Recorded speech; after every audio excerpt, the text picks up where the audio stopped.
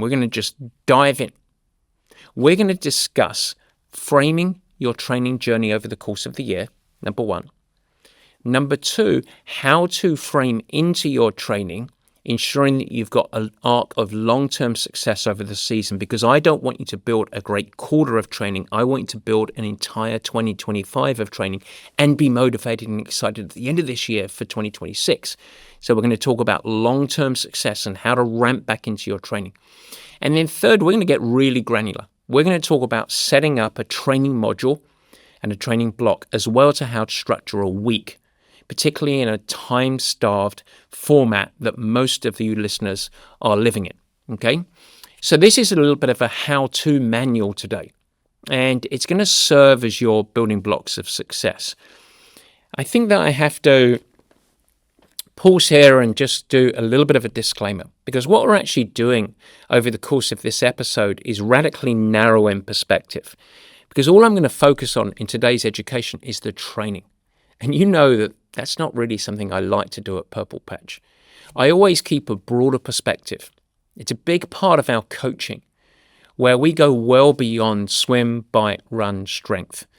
And it should include education and coaching around all of the key practices and habits around health and performance.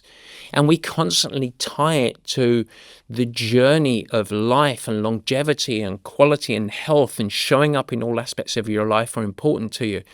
But today, let me take that hat off a little bit, because with intention, what I'm going to do is close in the walls, narrow the conversation, and focus on just the training.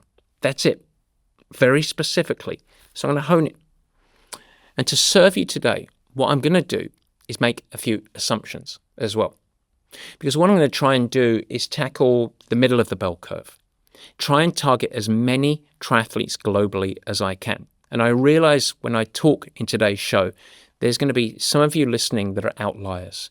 You might be training for an IRONMAN in March, or you might be coming back from a return to injury. You might be absolutely brand new to the sport. But this is about taking your performance to the next level. So I'm trying to cast as big of a net as I can and make it applicable to as many of you as I possibly am able. Alrighty? So 3 parts as we go through the show, very actionable. Number one, let's, in part 1, talk about where we're at training-wise. So this is really important to get grounded. At Purple Patch, our season globally, when we think about it, again, in broad scope terms, we tend to break our season up into different phases of training. And we like to do it synchronized with how most people structure their life. So we do it by quarter: January, February, March, April, May, June, July, August, September. I know all the months, October, November, December. So it actually starts more towards Q4, which is October through to the end of December. If you listen to the show on a regular basis, you know that's off-season, really important. We now move into what January, February, March, so Q1 is pre-season. April through June, we get into the build phase, a lot of early season racing occurring there, including some important races. And then finally, it's race-specific and priming, where we're really driving into some dress rehearsals and getting ready for people's best performances of the year. Now, there is a ton of flex in this, a host of individualization, of course, but that keeps us as a general guide where we're at. Now, in truth, off-season, it's highly variable relative to where the season end is for any athlete. And I'll give you an example here. Recently, we had 50 athletes finish their seasons in December because they were at the Ironman 70.3 World Championships. And so that's obviously an individualization of 50 athletes. That's a good group of athletes there. We had other folks do Indian Wells 70.3. We had other people doing the New York Marathon and CIM, which is the Cal International Marathon up here locally in the Bay Area. So we had a lot of athletes that are all over the place. So when we say off-season, you shouldn't feel left behind if your racing extended in through past the end of September. Okay, it's just where our guiding line is. But as a general rule, when we talk about off-season, the mission, so as we finish one season and we have that high flex period of training that can last up to a whole quarter, 12 weeks or so, the mission is very simple. Number one is preparatory. What I mean by that is that you're really allowing the body to have less physical strain, and you're preparing it from a musculoskeletal standpoint, tendons, muscles, and ligaments, as well as from a cardiovascular standpoint, you're developing baseline stimulus to equip it to handle and adapt to very hard work and make that hard work effective in following blocks. So that's preparatory in nature. That's off-season. There's also a heavy emphasis on technical and skills development.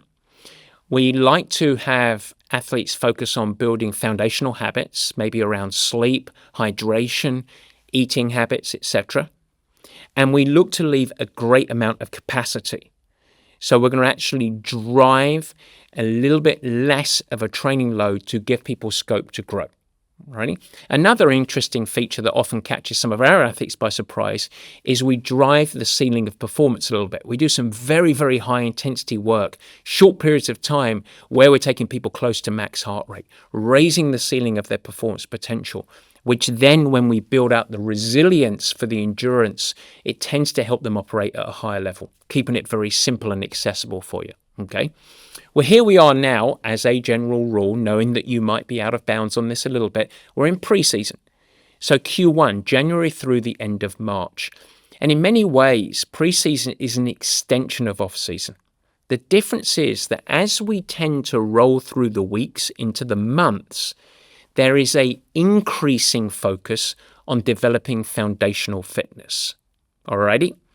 So as you go through these months, January being a gateway into stronger training, February gets harder, March is the hardest month. There's a progression in months globally here.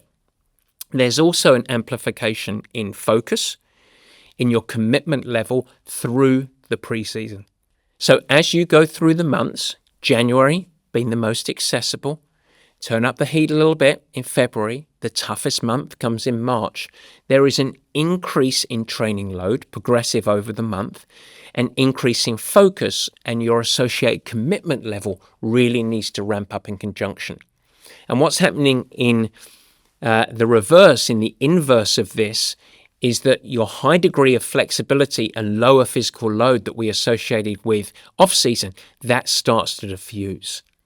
And so we're ramping up the vigor in pre-season and we're building on as we go through the months.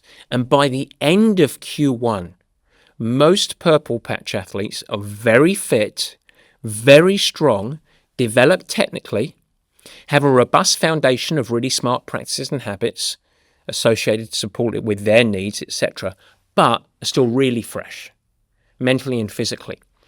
And they're missing some of the ingredients to high performance readiness in triathlon. They don't have huge muscle resilience yet. They don't have really anything but a sniff of race-specific training. And they don't have, simply put, prime readiness for key race performance. Now, this isn't a bad place to go and do some early season racing. And quite often we have some really fantastic performances in those early season races.